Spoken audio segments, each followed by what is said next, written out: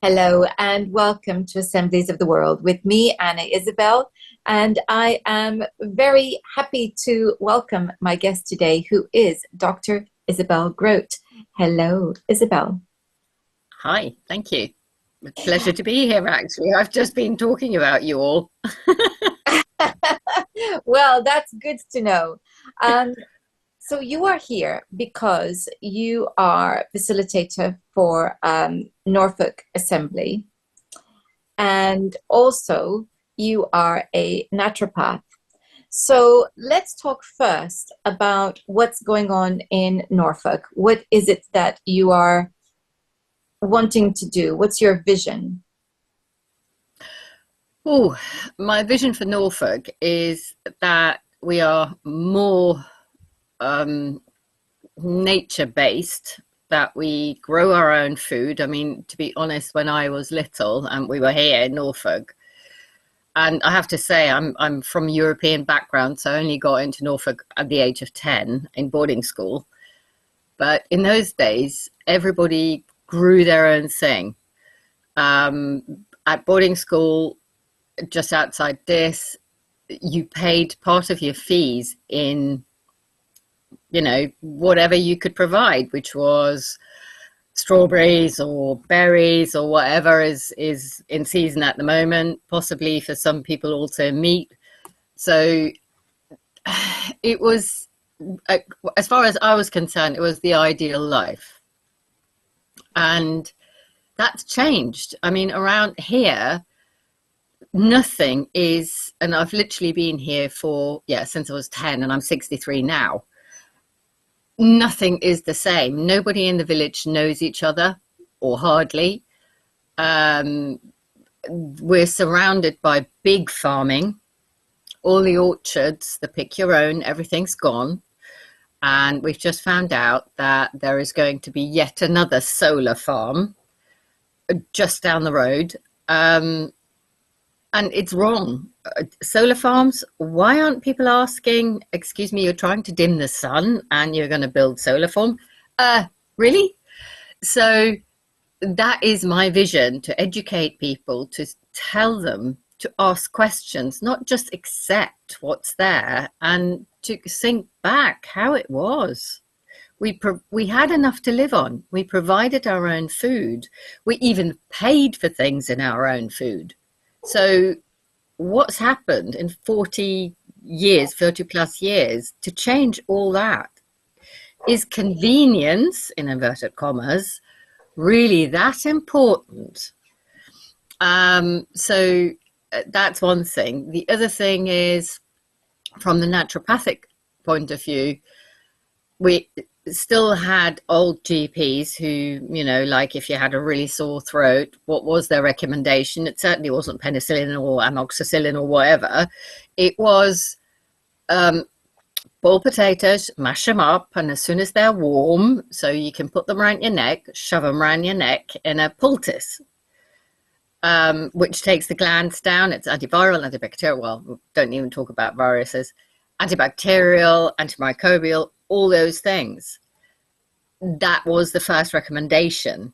You know, drugs were the very, very, very last resort. And now I had a patient, I couldn't believe it. She decided before coming to me, she was going to go, she had a sort of an ulcer on her leg. And it was an injury she thought she hadn't noticed, hadn't healed, whatever. Went to the GP, and in front of her, the GP actually Googled it and said, "Oh, I think from your symptoms, this is what it is. Well, I'll just give you this drug." And she just went, "Sorry, you just Googled that? I could have done that." And that's when she ended up with me. Um, so it's, I want the old community nurses back in the villages, where if there was a problem, you went to your community nurse, or you either had a community nurse or a GP in the village, and that's your first port of call. I mean, the experiences now are just horrendous. about what's happening in the NHS, and even with an active heart attack going on, they're going, oh yes, I'm terribly sorry, but it'll be 3 hours before the ambulance gets there. About 3 hours you're dead. So it's my vision is that we have health educated people in every village so that they are the first port of call. So I know people are saying, oh, but that's all individual, and you're thinking of the rosy tinted glasses, future, etc., etc. And I'm thinking, no, it worked in the olden days, so why can't it work now? And that is my vision and my aim. So at the moment, so this would require you to be creating a huge number of assemblies all across North. Yes, people, I know. with people of different skill sets, obviously, and being a naturopath, you're very focused on health. There will be other skill sets very necessary in order to build communities. But what you're doing, and I asked you what your vision was, and we always have to begin with a vision. And I think then from that vision, we begin to think about the practicalities. And so then the practicalities are going to be around getting people together to buy land, share land, grow food, and from that be able to support each other and help each other. And also learning to be more self-sufficient when it comes to their own health and well-being, which of course, being a naturopath, no wonder you are thinking along those lines, and others amongst you will have other ideas for other things that can be done. So I think that's a very interesting place to start, because people often ask, oh, well, what can I do? And my answer is, well, I didn't know what I was going to do when I first joined CABI. I had absolutely no idea. Took me a while sitting in meetings and listening to people to even get my head around exactly what CABI meant on a practical level. But once I got that, I thought, well, you know what? I don't have time to do a lot. So I think I might just do what I already do, but do it for CABI. So this is where this channel came from. And it's where many of the projects that I've started have come from.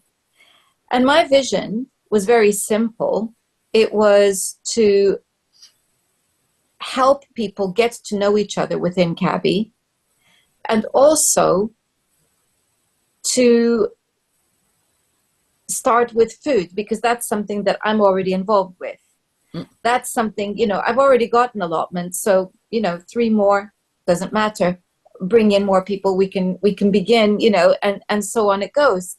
And I think you've just illustrated that. You're a naturopath. You're thinking in terms of health, and you're thinking in terms of food. And so I guess the point I'm making is, if you are sitting at home and you're watching this and you think that there's nothing that you can contribute, or you don't know what to contribute, or you think you do not have time to contribute, actually, you have plenty to contribute, even if you don't realize it. And I agree. Just sit in on some meetings and you'll find that there is something that you can do. And even if you're not ready to be a facilitator, to help or support others around you, I think this is a really important thing, because we need everybody. We need every skill set that is out there.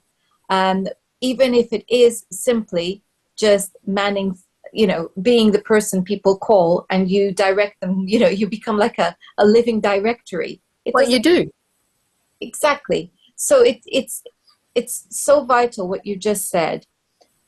Okay, so now coming back to you, and you being a naturopath, it might be good to start with outlining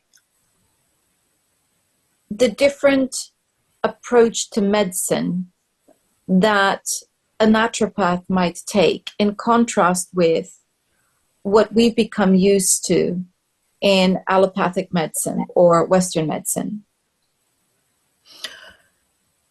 Oh, okay. I think the first thing people need to learn when they're going down the naturopathic or old medicine route, it's not a quick fix. It's a thorough resetting of your body's vitals.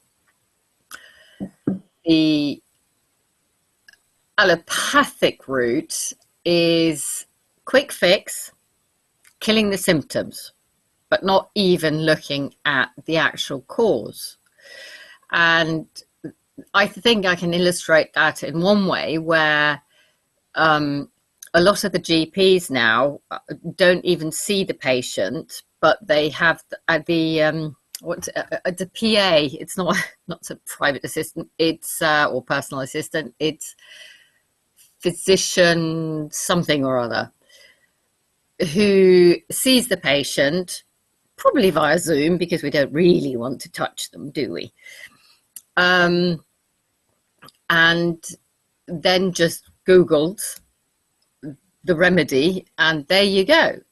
You have 5 minutes. I've had patients who've come in, and this is not just recent, this is quite some time, even before COVID, where the GP said, I'm terribly sorry, we can only deal with one issue, and then that's it, 5 minutes. I can't do more than that. I know that my neighbour, who's a GP, has always been penalised because she sees people for longer than 5 minutes. And she suggests other things because she's my neighbour, and I've been working on her for quite some time, that there may be other ways to deal with this, whatever the issue is. And that is one of the main problems we have, because, I suppose it must have been started in the 70s or 80s, where it's, the doctor's always right and the doctor's fine and they know best, just like the police and the judges, etc. And we're finding out that none of this is true. In the olden days, the doctors did, because they became doctors out of the conviction they wanted to help. I have a brilliant story. My oldest nephew is now 36. Hope he doesn't mind me saying that. He was in London studying, and he was sharing his house with 3 other, they were at school together, but 3 other guys who were all studying to be medics. And one of the guys went, you know what, we're being trained to be drug pushers and nothing else. I don't like it. I wanted to get this job to help people. And the other 2 told him to shut up because it's good money. So that's what we want, standard of living. And I think but it was before then that it went wrong, because when the boys already, this was 20 years ago, not quite 20 years, about 15 years ago. So how do you deal with that? And we have to have the pushback, and we have to have people to wake up and actually start questioning. And that's what I've been on about all the time, which has alienated me completely from my family. And I can tell you, everybody else around here, Natasha, who's got her farm in Wickerwood, and again, going back to what you were saying earlier, we're all working together. And Natasha came into Cabby because I was in Cabby, because we already were working together. And she's got the fantastic GAP diet with amazing healing stories. Heather, who's also in Cabby because of me, is an angel Reiki healer. We were already trying to do things, and we were trying to find a community which encompassed everything, not just health, but food, farming, and not leaving out the legal aspect, because we're all struggling with what they're trying to force us into with apparent laws. And that's what we felt Cabby was home. There is no other word for it. It's home. And I think that's why certainly our community here is going to grow quite quickly. And of course, we've got some very vocal people like Mark Taylor, who's on the law side. And he's obviously got the big event on the 18th and 19th of July, just outside Thetford, where we've got speakers from everywhere, whether it's legal, whether it's farming, where, Mark, the bowler hat farmer, all of those, we're all combining to help with this. We have to build a parallel society. We have to show them, actually, this way works and it's a lot healthier, and no, we're not interested in your side. Because we've been there, we've done that, and we don't like it.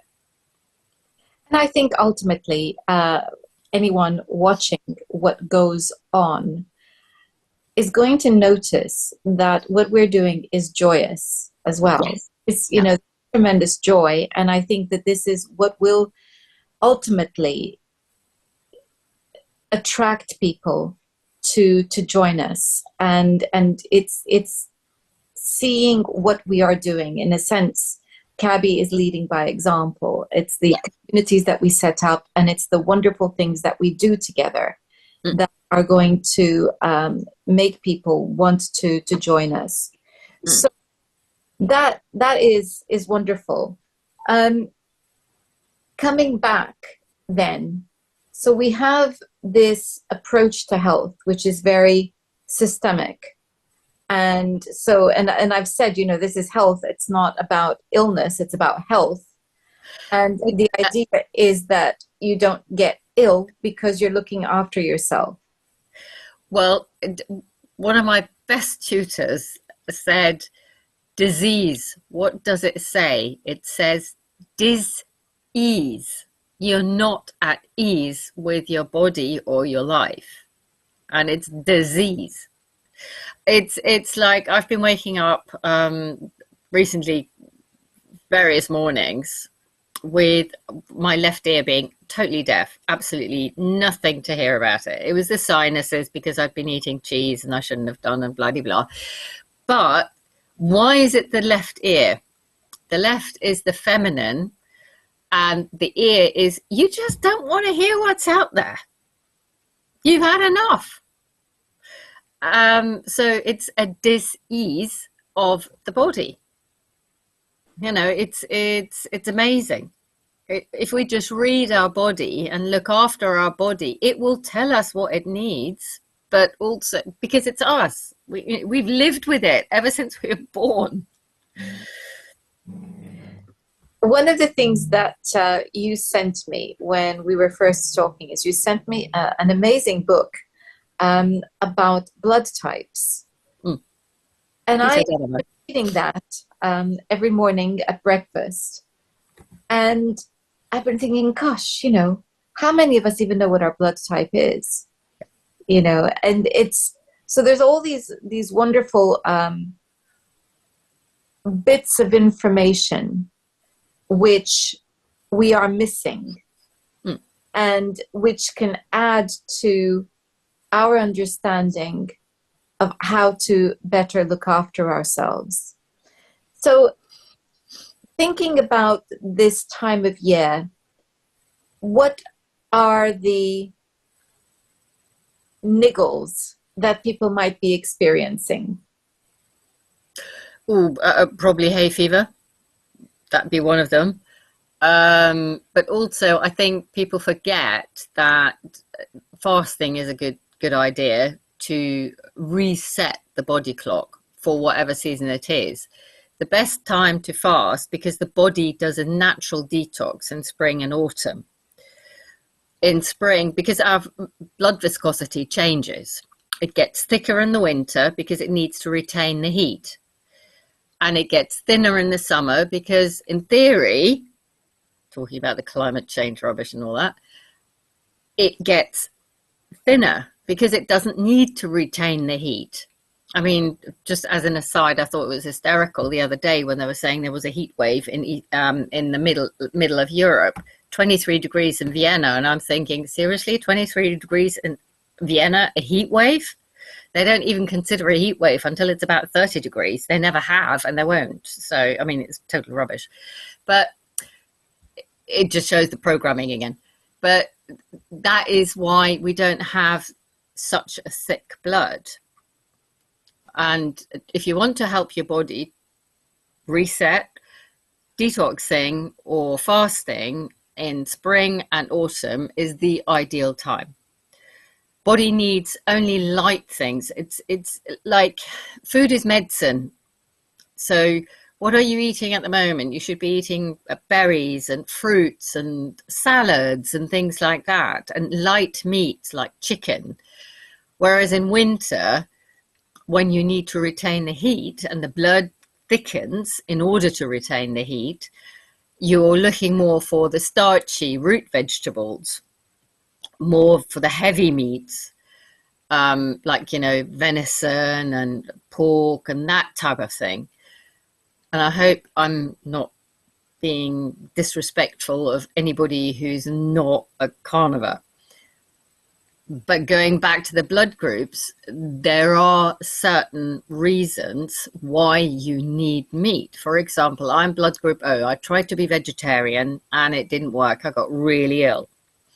So I had to go back to meat. And when you read the blood group O details in Peter Danamo's book, it explains it, because my body can't metabolize iron, for example, from plants. Like a really iron-rich plant is a nettle, watercress, all that type of thing.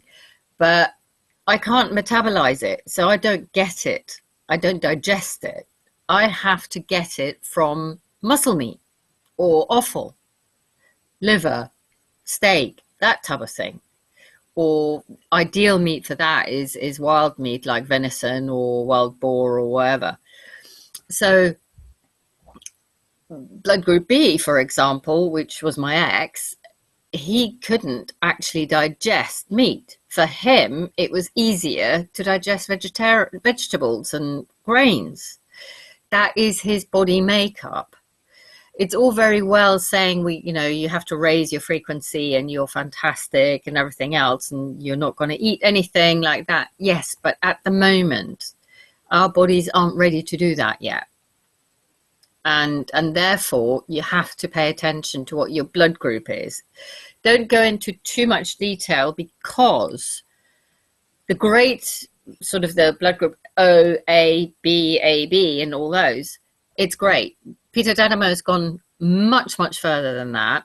And he's now found out that there are at least 120 different subgroups for each blood group, which is really good. It's interesting, but it also makes it much, much more difficult to what we can eat and how to integrate it into our daily lives.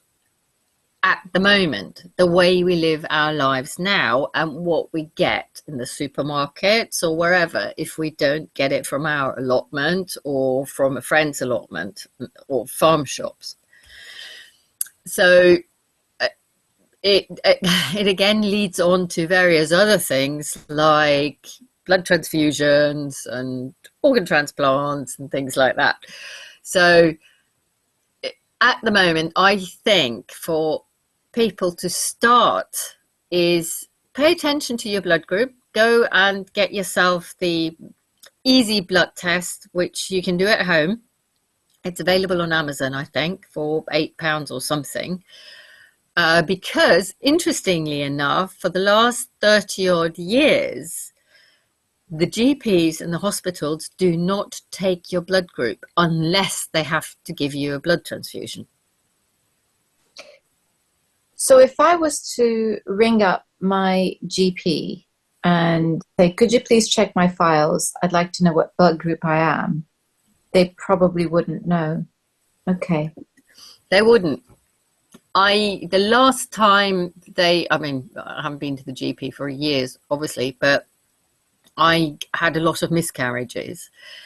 And the last miscarriage, I was 36, I think. And the GP was a friend of mine. And we happened to look at my notes.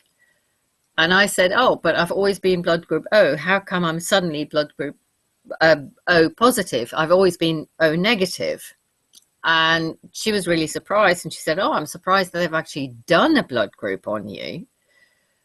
And I said, why? And she said, well, they don't do blood groups these days, but obviously for blood transfusion potential, which I see on your notes you refused. She said, well, that's why they did it. And I said, well, that's wrong because I've always been O negative, not O positive. And she said, well, what's your other half? And I said, he's B positive. And she said, oh, that is the reason. Because the mother in pregnancy, if there is a danger of losing the child, tries to retain the child by changing her blood group rhesus factor.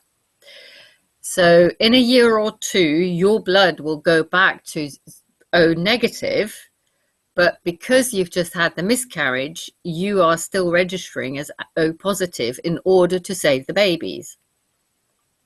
Well, that's fascinating information right there. So what is the difference then between positive and negative?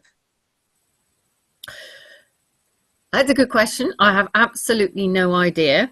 I only know that my mother made us do, her and me, the DNA thing because she wanted to know some of her ancestry, which turned out not to be quite correct as far as DNA goes. And she was 100% European, and I was 99% European, but 1% not distinguishable. And they do say that negative, the rhesus factor negative, are the star seeds. We still carry part of the DNA of whoever was planted on this planet or plane, not planet, plane. And therefore, there is always that percentage which they can't distinguish because they haven't got the DNA. Well, that's also... And it's generally passed down through the male line, apparently. Well, there's a I didn't think was going to come up in our conversation today. Sorry.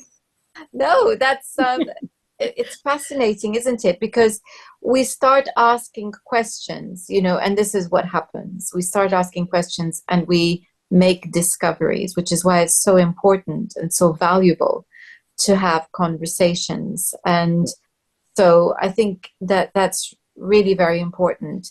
So if we come back to the season, and clearly we're on the eve almost of the summer solstice, spring is pretty much at an end, and certainly today it feels like a real proper summer's day with it being actually hot. Wonderful. And as we were discussing just before I started recording, there's a lot that we're starting to harvest, and primarily I was talking about an abundance of cherries and strawberries coming in from my allotment. But there's herbs as well that are beginning to, the mint's gone wild. Parsley's gone wild. Yes, I wish mine had. I think the snails decided that it was theirs. So, ouch. Planted one day, gone the next. Parsley's gone, and my opinion of parsley is that you can never have too much. So I'm going to have to. I agree. Yes, we have the herbs. We have lots of things that are coming in. What would your top tips be for supporting the body and enriching our health at this time of year? Probably nettles,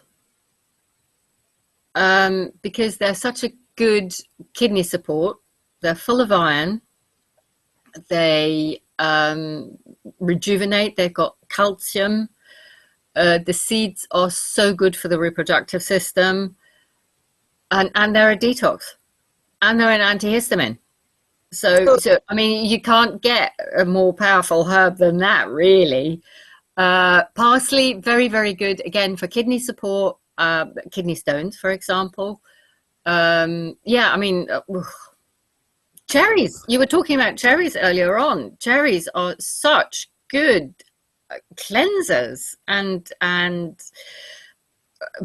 immune boosters. Sorry. So coming back to nettles then, because I always associate nettles with early spring, and I hear people say that you're only supposed to really eat them when they're young, and they are far from young at the moment. So what is The the seeds. truth You've behind got this? the seeds. So The we seeds now, are the important bit as well, especially for the reproductive system. The seeds are really, really important, and the antihistamine. so if I was to cut back a clump of nettles Mm. and the new growth came up, would that new growth be um, equally desirable as it had been in the early spring? Um, Possibly not, because if you cut the cluster back now, you're cutting back the seeds as well. So if you don't do anything with the leaves and the seeds and the stalks at this time, but you just cut them back and then wait for the regrowth, no, it's going to be secondary to the growth in the spring. So the idea then is that we use the seeds, we harvest the seeds. You can still use the leaves and the And stalks, but okay, I would only use the tips, sort of the first 2-3 inches of the plant. good. Well, see, that's very useful to know, because that brings me to lemon balm, which is also abundant, and I've been Good for enjoying you. tea this week. So, but again, are we looking at the new shoots or the newer leaves, or is the whole plant um, usable? The whole plant is usable, but at the moment I wouldn't use any of the roots, because the roots are more important in the winter or late autumn, whether it's nettles or lemon balm. But again, lemon balm is one of the attractors for bees. We were just talking about the fact that I was harvesting honey this morning with Natasha, and so I would now I will probably leave the lemon balm, unless again you've got seeds and you can use the seeds. So how would we use the seeds of nettle and lemon balm? What will we do with them? Eat them in salads, in soups, whatever you feel like. Obviously you want to blanch them quickly, or just mush them up in the certainly with the nettles, in a food mixer, for the simple reason that otherwise you get stung in the mouth, and that's not very pretty. Right. So the seeds still carry a sting. The seeds don't, but the leaves do. Um, I always use both. I don't Well, just separate one or the other. that's I see. So you're using both. Well, that's very interesting. I have been making nettle tea, which is, very very wonderful. And the other thing that is absolutely running riot, because I like to let things run riot, is mint. So I've Mm. also been enjoying mint tea this week. So it's good fun. I think ultimately what I'm hearing from you is use what's in season. Yes. Because if you use what's in season now, that is you attuning your body to the seasons and benefiting from what is there. Yeah. I wouldn't say attune, because your body is made that way. It's just that we've been brainwashed into believing that we have to have strawberries all year round, oranges all year round, parsley or whatever all year round. That we don't need to stick to the seasons. There is a reason why we have seasons and why we have certain foods for during the seasons. So it's, our body is going to thank us if we start thinking more in seasons, because we still haven't evolved into living without seasons. No, we haven't. And that is why you did use the word attuned, because so many of us have become disconnected from the seasons. We Yes. need to be coming back into this. And I think when we're doing this, there is that sense of abundance that we benefit from, you know, just that feeling of abundance. Mm-hmm. So it's a really wonderful way of participating in nature and living in nature. For those who are not able to grow their own food in any way, what would you recommend? Well, there are small things you can do in your bathroom, and if you're in a tiny flat or something, or on your balcony. So you can grow some things like tomatoes and things. Okay, probably not potatoes, although they now have these fantastic potato bags and things. Farm shops, see whether you can trade your skill with another person who's got an allotment. Farm shops, yes, people, I can hear it, are shouting, oh, but that's so expensive. Well, you're paying for real food. You're not paying for stuff that's been sprayed with pesticides, that's GMO'd until the cows come home, or, you know, to a shred of its life. It's natural food, how our bodies are supposed to have the food, how they're supposed to eat, and how they thrive.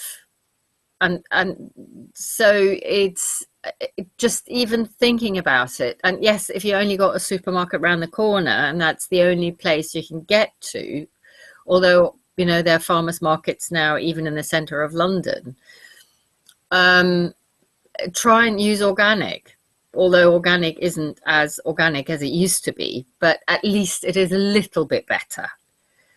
And just find out, yeah, what your main blood group is, and see what's best for you, and then see whether you can integrate it into your daily lives. It doesn't have to be expensive. In fact, I did a program years ago because I had a radio show called Dr. Isabelle's Rants, and they were rants. And people kept saying, oh, yeah, but you recommend this and you recommend that, and normal people can't afford it. It's too expensive, organic food, etc., etc.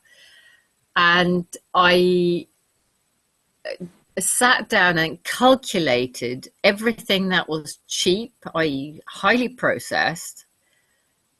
I got a friend to tell me what their normal shopping was, which was an average shopping on processed foods. Then I got somebody who did only organic, and then somebody who did as much as they could. And you know what the difference was? Because between the processed foods and the fully organic, it was about £10 a week. That was all the difference. There was actually no difference. In fact, the middle of the road was slightly cheaper than the processed foods, which was all, you know, eat this and eat that, and it's cheaper and it's good for you and everything else. I think people have to rethink about organizing. We've been trained to, on your way home, you nip into the supermarket and you get some processed food, shove it in the microwave, and you're fine. No, but it does need a little bit of organizing. Make a food plan for a week ahead. Do the week shopping. Try not to go and use the microwave. And get, if you can, instead of the microwave, and probably cheaper, a steamer or a slow cooker for the winter. And then just set a timer, get it organized in the morning, set a timer, and then in the evening when you come home, the meal's ready. It's actually quite, you can do it. You Try can. it. You can, and it is the subject of many a conversation I have with clients is, helping them get into that groove of being able to do things that they believe they can't do. Yeah. And because they are working very long hours, and many of us are extremely busy. I think a lot of this is mental fatigue. We are mentally tired, and thinking and planning, yet something else becomes almost an insurmountable challenge because it's another chore that we don't need.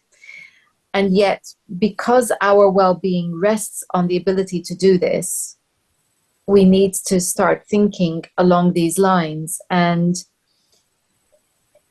believe me, there is nothing that I do that's not easy. It has to be easy. It has to be simple, because otherwise it's not going to happen. Yep. So it's just getting that mindset that we've lost, that we can actually do things. So this is empowering because it is ultimately how we take back control of our health. And if we're talking about bodily sovereignty, as many are in other contexts, this is a context in which, well, this is the context where it should begin. And that is understanding that what we are putting into ourselves is the best health insurance available.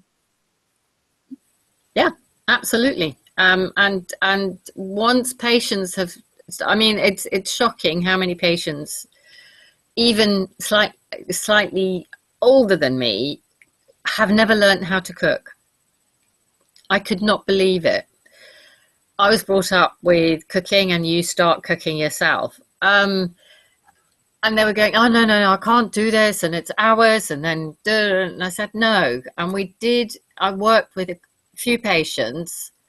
We did a meal plan, like in school, the olden days, that's what you were taught.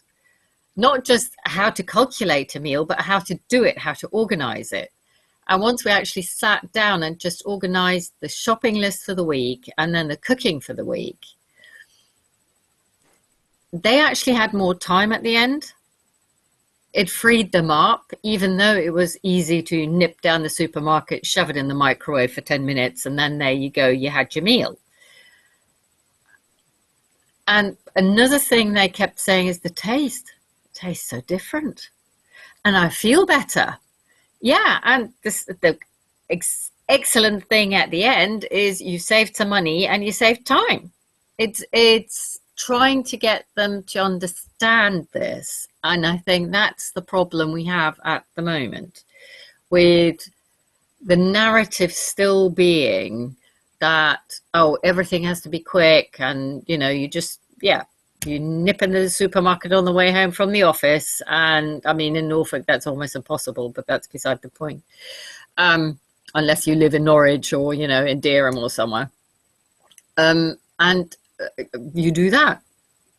But interestingly enough, my oldest nephew, his fiance is from Lithuania, and they still have, she was still brought up with cooking properly. And the meals she cooks him, it's amazing that he's not a ton, actually.